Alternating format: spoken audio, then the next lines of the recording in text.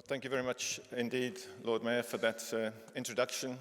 Excellencies, ladies and gentlemen, it's a huge pleasure to be with you today in these magnificent surroundings, to give you a sense from the International Energy Agency of where we stand, at least on that energy component of the journey to net zero.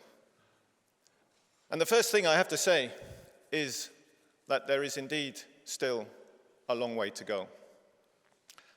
When we look at the numbers for 2024, energy demand increased by some 2%.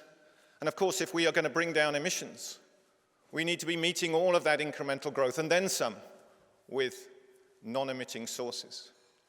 But when we look at the actual composition of how we met that growth in energy demand last year, the largest share was from renewables, so around 40%. Another 8% or so from an increase in nuclear. But that means that the majority of the growth in energy demand last year was nonetheless met by oil, natural gas, coal, and that's why we continue to see increase in annual emissions. But things are changing, and they are changing fast. We try and track all of the capital flows that are going into the energy sector each year. And we recently released our own sense of how much capital is going into the energy sector this year. And in our view, it's going to be around $3.3 trillion invested in different parts of the energy sector in 2025.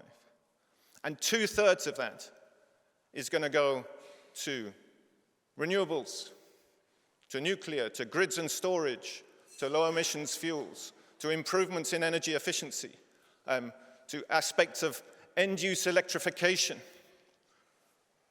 all of which help to move energy transitions forward. And when we look at the numbers for different parts of the sector, there are very important signs of change. 1 in 4 vehicles now being sold worldwide are electric. And when you look at deployment of 5 key low-emission technologies, so solar, wind, heat pumps, electric vehicles, nuclear, if it wasn't for the accelerated deployment of those technologies over the last 5 years, global emissions would be 7% higher, nearly 3 gigatons higher than there are. So we are making a real difference with the deployment that we're seeing. And one of the reasons for that is because, in the view of the International Energy Agency, we are moving into what we're calling the age of electricity, where electricity is the source that we will turn to meet an increasing share of our rising demand for energy services. And that's partly to do with industrial uses. A lot of it has to do with increased demand for cooling, particularly as temperatures rise. And we also have some new sources of electricity demand from mobility, from heat, and increasingly also to meet our thirst for data centers, and artificial intelligence. But electricity is also the area where we have the most readily available suite of cost-competitive, mature, clean technologies. And more than 80% of the new electricity generation capacity that is coming into the system is coming from these low emissions sources. So in our view, there's huge opportunities here in the UK, across the world, to push further and faster with that agenda for clean electrification. And another reason why we're seeing that uptick in spending on clean energy transitions is because of the world we're in, this very energy insecure world that we have seen in particular since Russia's invasion of Ukraine in 2022, but now also with intensifying conflict in the Middle East. And that has been an important driver for deployment of clean technologies. And that may sound a little bit counterintuitive because you sometimes hear the view that if you're interested in energy security, you invest in fossil fuels. If you're interested in emissions reductions, you invest in renewables. But reality is significantly more complicated than that. And when we look at the data, when we talk to decision makers, we see that there are multiple motivations in play when clean technologies are brought into the system. Costs, questions of industrial advantage, air quality, of course, climate policies, but also we believe that energy security is an important additional reason to bring new technologies into the system, and that was a big theme that we picked up during a recent summit held jointly with the UK government on the future of energy security, held down the road in Lancaster House. And since 2022, we have seen a very rapid pickup in the pace of spending on energy transitions. And in today's insecure, low-trust world, I think that preference for homegrown energy, particularly in fuel-importing countries and regions, will continue to be an important driver of change. Finally, a few words on elements that we see as lacking, the missing links in that journey from Baku to Belém, but also onwards towards a safer and more secure system.